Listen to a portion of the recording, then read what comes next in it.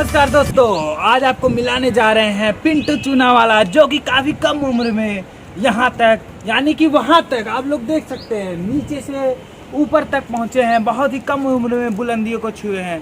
आप लोग सोच सकते हैं हम इतनी चिलचिलाती धूप में, इतनी चिलचिलाती गर्मी में, कैमरामैन दिखाइए गर्मी दिखाइए, जल्दी दिखाइए।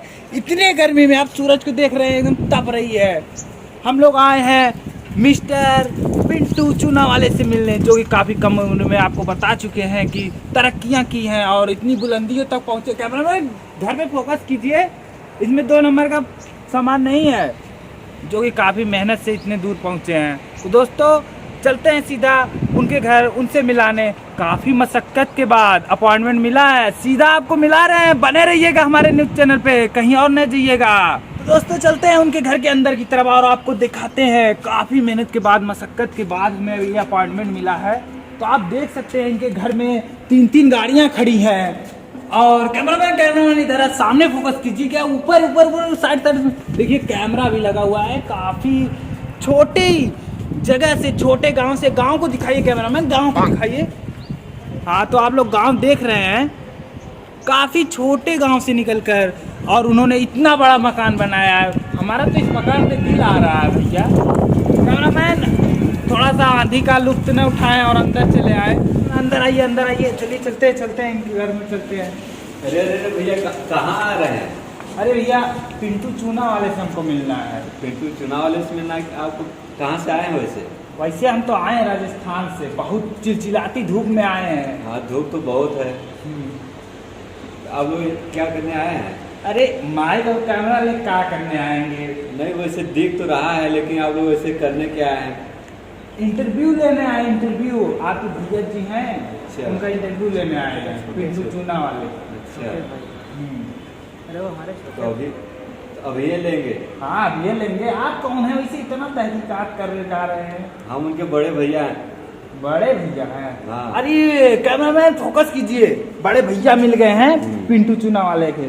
तो उनके बारे में कुछ बताइए, वो कैसे थे, स्वभाव कैसा था, और इतनी बुलंदियों पहुंचे, आपको कुछ बुरा तो नहीं लग रहा है? बुरा तो बहुत लग रहा है, दिन भर लौंडियों के पीछे भागता रहता था। आज देखिए इतना बड़ा बन गया, हम लोग तरफ देखता भी नहीं है। अच्छा, लेकिन हमको एक बात का शक हो रहा है, आप इतने गोरे हैं, बॉडी उडी भी अच्छा लग रहा है, लेकिन पिंटू चूनावाले पतले हैं और काले भी हैं। अरे तो इसका भी एक रीजन है ना। का रीजन भैया? सुनिएगा कैमरामैन में, थोड़ा फोकस कीजिए, आप थोड़ा फोकस कीजिए। अरे वो दिन भर लड़कियों के पीछे भागता रहता है। अच्छा, लौंडियाबाज तो हाँ। एक नई खबर निकल के आई है, जैसा कि हाँ उनके भाई साहब ने बताया है कि सबसे बड़े लौंडियाबाज थे, फिर भी इतनी बुलंदियों पे पहुंचे हैं। और कुछ बता सकते हैं उनके बारे में? अरे उनका स्वभाव कैसा था? वही तो बता रहे हैं, एकदम लौंडियाबाज है, दिन भर घूमता रहता है, खाने पीने को उसका कोई मन ध्यान ही नहीं रहता है। अच्छा, तब धूप में करिया हो गए। हम भी सोचे ये नॉर्मल से गांव में, मैदानी एरिया में इतना करिया इंसान कहाँ से मिल गया है? नहीं, कभी कभी फेर लौंडी लगा लेता है तो अच्छा आ जाता है। अच्छा कैमरामैन, थोड़ा सा अपना आँख को बचाइएगा, यहाँ पे आंधियों का सिलसिला काफ़ी तेज है। थोड़ा सा कैमरा फोकस कीजिएगा। देखिए इस गांव में थोड़ा सा आंधियों का सिलसिला काफ़ी तेजी से चल रहा है। ठीक है, तो भैया जी उनसे बात हो सकती है? हाँ, मिल सकते हैं। तो इधर से कहाँ जाना पड़े? काफ़ी बड़ा घर दिख रहा है, हमें परेशानी हो रही है, तो आप बता सकते हैं इधर से कहाँ जाएँ हम? हाँ, चलिए मिला देते हैं। अच्छा ठीक है, चलिए आइए। कैमरामैन फोकस करिए, भैया है। दोस्तों कहीं जाइएगा मत, एक्सक्लूसिवली मेरे ही चैनल पे आपको लाइव दिखा रहे हैं हम। हाँ तो कैमरामैन, ये जाते समय इसको उठा ले चलना, मेरे घर में लगाना है यार, छत पे लगाना है। चलो। वैसे ही सज्जन जी कौन बैठे हैं? ये चचा है। ये लोग कौन है? अरे ये पिंटू का इंटरव्यू ले आया है। अच्छा, ये कौन बाड़े? चचा है? चचा है। इसे चचा जी काफी पढ़े लिखे लग रहे हैं। कैमरामैन पढ़े लिखे लग रहे हैं, हमें लग तो रहे हैं। अरे 5वीं पास है, इंग्लिश मीडियम से 5वीं पास। वैसे ही देख पा रहे हैं चचा पढ़े। ओहो, फोकस कीजिएगा कैमरामैन। ओहो, लग रहा है कोई खानदान है लौंडियाबाज है। अरे पढ़ रहे न्यूज है भाई, क्या हो रहा दुनिया में सब पता चले। ओहो, ये हम समझ गए कहाँ आप पढ़ रहे हैं चच्चा। वैसे चच्चा आप पिंटू के बारे में कुछ बताएंगे? पिंटू कैसे थे, स्वभाव कैसा था? तो आप पिंटू के बारे में पूछने आए हैं? हाँ, पिंटू चूना वाले उन्हीं के चच्चा है ना? हाँ। हमें डाउट हो रहा है चच्चा, घर में सब गोरे गोरे हैं, उहे काहे काले हैं? अरे बच्चा वो बहुत काम करता, लड़के पीछे बहुत घूमत करिया हो गई, बहुत मेहनत करत है ऊपर, अच्छा। इसीलिए इसका चेहरा ऐसा हो गया है। अच्छा अच्छा, हाँ। ये बताइए बचपन में वो कैसे थे? वो बचपन में बहुत शरारती रहा, अच्छा चड्ढा पहने कहीं भी घूमा करता, अच्छा अच्छा हमने सब पूरा लुंगी संगी सब खराब कर देता रहा, बहुत शरारती रहूंगा। अच्छा। दूसरे घर में ऐसे बिना फर्जी घुस जाए, तो वो साया उठाएगा, तो धोती उठाएगा, बहुत ओहो। सारा। तो देख रहे हैं दर्शक, आपको एक्सक्लूसिवली न्यूज दे रहे हैं हम कि जैसा कि उनके चाचा जी बता रहे हैं कि वो बहुत शरारती थे। ये तो प्रूव हो ही चुका है कि वो लौंडियाबाज थे। तो चाचा जी ये बताइए कि वो बचपन में कभी नंगे होंगे घूमते थे? अरे बहुत नंगे घूमते थे, ऐसे पैसे नंगे ले लेते, सारा सुसु कर, बहुत सुसु करते, पूरा जंगे होंगे बेकार करते, बहुत सुसु करते। अरे चाचा जी इतने बड़े आदमी बन गए हैं, सुने हम कि कल वो आए हैं लंदन से, जब लंदन से आए तो आपसे बात तो किए हैं? अरे आते खन रूम में यहाँ लैपटॉप वो सब पता नहीं, ऐसा हम लोग उनके पहले जमाना का हमने को समझे में नहीं आया, सब लैपटॉप ले दिन भर पता नहीं क्या करता, हम लोगों से तो बात ही नहीं करता, इतना बड़ा आदमी हो गया, हमसे तो आग उठा के मिलता भी नहीं आजकल। अच्छा अच्छा। तो दर्शकों आपको जहाँ तक हम जानकारी दे पा रहे हैं कि चच्चा जी ने बताया कि वो उनसे काफी दूरियां बना ली हैं, वो उस गरीबी को भूल गए हैं जिस गरीबी से वो निकले थे।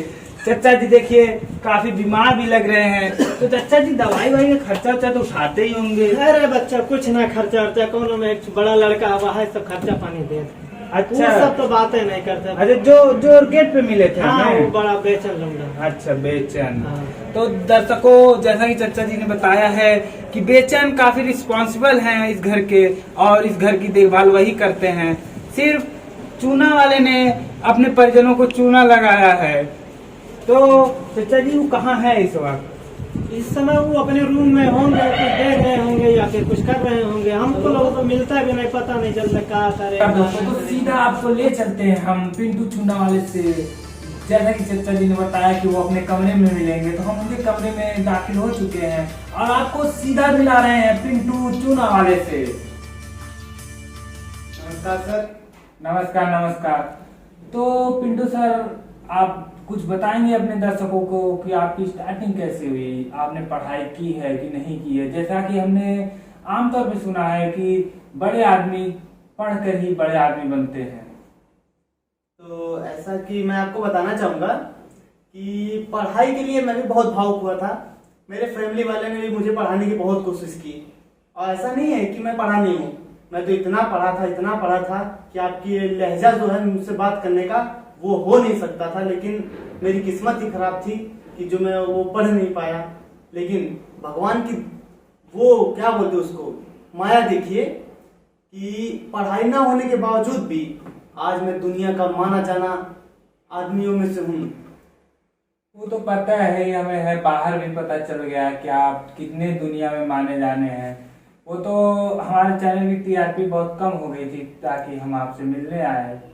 तो आप दर्शकों को बताएंगे कि आप सबसे ज्यादा प्रेम किससे करते थे? जैसा कि आपके चच्चा जी ने, आपके भाई ने बताया कि आप बहुत बड़े लौंडियाबाज थे, ये बात सच है या अफवाह है?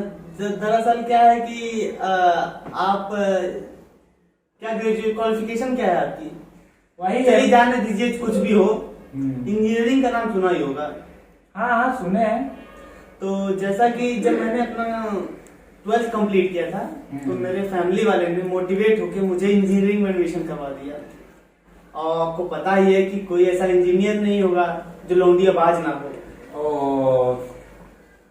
तो जैसा कि आपको पता है कि कोई भी इंजीनियर है तो वो या तो सिंगल नहीं होगा या तो लौंडियाबाज नहीं होगा, ठीक है? वही सिंगल होते हैं, वही लौंडियाबाज होते हैं जो इंजीनियरिंग नहीं करने आते, वो इंजीनियरिंग का मतलब नहीं समझते।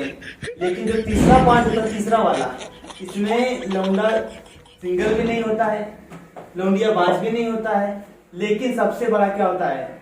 क्या होता है? वो नेटवर्क मार्केटिंग में इन्फ्लुएंट होता है। ओ, नेटवर्क मार्केटिंग वाले बुखार है। जी। थोड़ा हमको भी जाते समय बता दीजिएगा, काहे कि हमारा चैनल बहुत घाटे में चल रहा है, थोड़ा हम भी नेटवर्क मार्केटिंग करेंगे। अच्छा अच्छा, आपको भी नेटवर्क मार्केटिंग करनी है? हाँ हाँ, नेटवर्क मार्केटिंग। मेरे मेरे अरे दोस्त ने- यहाँ मत बताइए, सब जान जाएंगे, पूरी चैनल वाला जान जाएगा। ठीक है ठीक है, हम आपको अकेले में बताएंगे, अकेले में जब जाइएगा हमसे मिल के जाइएगा। हाँ ठीक है।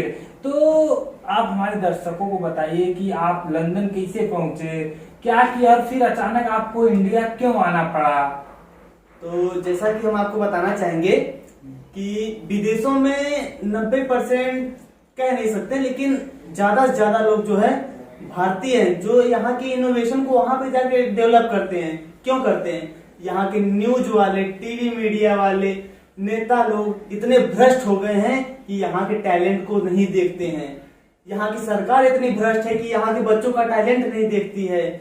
और मैंने अपने टैलेंट को देखा और अपनी इंजीनियरिंग को ड्रॉप किया और इसी अपने एक ब्रॉड माइंड को लेके लंदन गया और वहां पे मैंने एक नेटवर्क मार्केटिंग की कंपनी खोली।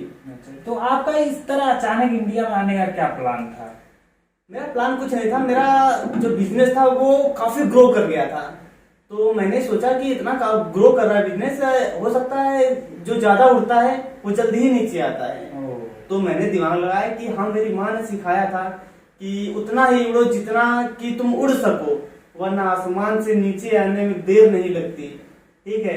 तो जब मेरी कंपनी काफी हाईएस्ट प्रॉफिट में चल रही थी, तो मैंने अपने कुछ दोस्तों से सजेशन लिया और अपनी कंपनी को बंद कर दिया और जितना भी प्रॉफिट हुआ सब लेके मैं।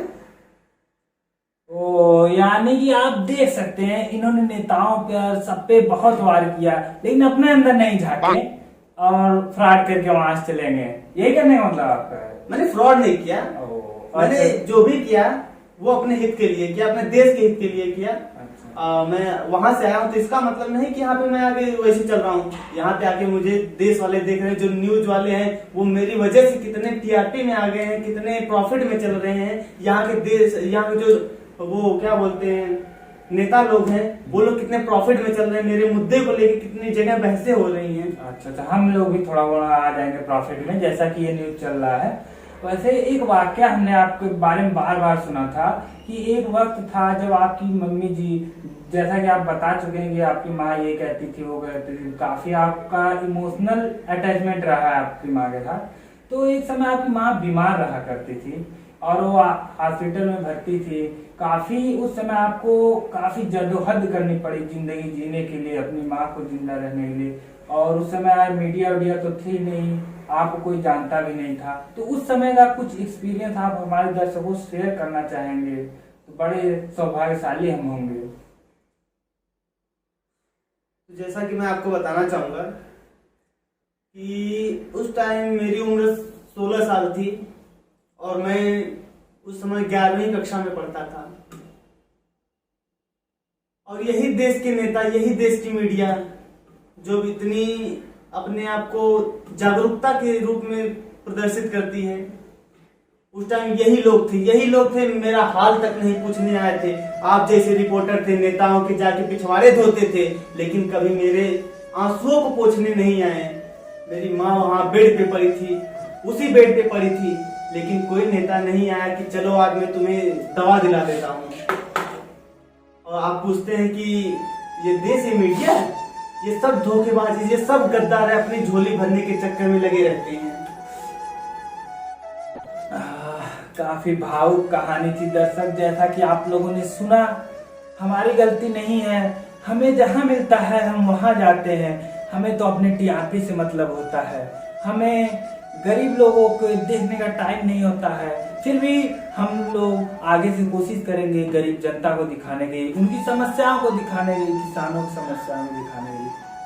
तो और एक चीज आज की इस मैं आपको बताना चाहूंगा, जो ये डेवलप कंट्री हो रहा है हमारा, यहाँ पे लोग सोशल मीडिया पे इतने एक्टिव हैं कि जब मैं यहाँ से लंदन गया था तो वहाँ की जो सोशल मीडिया एक्टिविटीज थी वो इतनी थी जितना कि आज है भारत में। तो वहाँ के लोग क्या करते थे कि जब कहीं एक्सीडेंट होता था तो पहले उसकी हेल्प करने से पहले वीडियो बनाते थे, ओ आज मेरे बड़े भाई का एक्सीडेंट हो, देखिए वो भाई के सर से देखिए कितना ब्लड निकला, वो भाई का ब्लड देखो रेड है, वाह क्या बात है, भाई का वो सर फूट गया, देख लो भाई का। अरे ऐसा होता है, हमारा नहीं फूटा है। अब नहीं जैसे आपको बता रहे थे, भावुक हो रहे हैं, हम समझ रहे हैं, बट ये चीज तो इंडिया में आ चुका है, ये चीज इंडिया में भी होने लगा है, लेकिन वो सब धीरे धीरे सही हो जाएगा, क्योंकि हमारी कल्चर, इंडिया कल्चर आप जानते हैं काफी अच्छा है। तो दर्शकों, आपको एक्सक्लूसिवली न्यूज और एक्सक्लूसिवली मीटिंग हमने मिस्टर पिंटू पूनावाला से कराई। अब दर्शकों आपसे विदा चाहते हैं और मिलते हैं अपने नेक्स्ट वीडियो में। तब तक के लिए आप बोल दीजिए थोड़ा, मेरे चैनल बड़े वाले को सब्सक्राइब कर दे। देखिए भैया, बड़े वाले को सब्सक्राइब भी कीजिए, और देखिए मैं बताना चाहूंगा, अगर किसी को इन्वेस्टमेंट करनी हो नेटवर्क मार्केटिंग में तो एक बार जरूर पिंटू चूनावाला जरूर मिलिएगा। बहुत पैसा ही पैसा है, देखो तेरे भाई के पास पैसा पैसा, सबके पास पैसा होगा, इतना बताओ, एक एक लौंडे के पास लाखों लाखों रुपए होंगे, 1000 रुपया लगाओगे, एक बुगाटी एक अपाची साथ लेके। अरे बस आप प्रचार करने लगे। देखिए दोस्तों, इनकी बातों पे ज्यादा ध्यान मत दीजिएगा, इनकी कहानी आपको असली कहानी है अगले पार्ट में असली कहानी कुछ नहीं है, ये जो मेरा 4 विला बना, इतनी बड़ी मंजिल है, सब नेटवर्क मार्केटिंग का पैसा है, पैसा ही पैसा होगा तेरे। अच्छा ठीक है, आप इमोशनल हो रहे हैं, बैठे। ठीक है। तो दोस्तों मिलते हैं अपने अगले पार्ट में, तब तक के लिए नमस्कार, धन्यवाद, जय हिंद, जय भारत।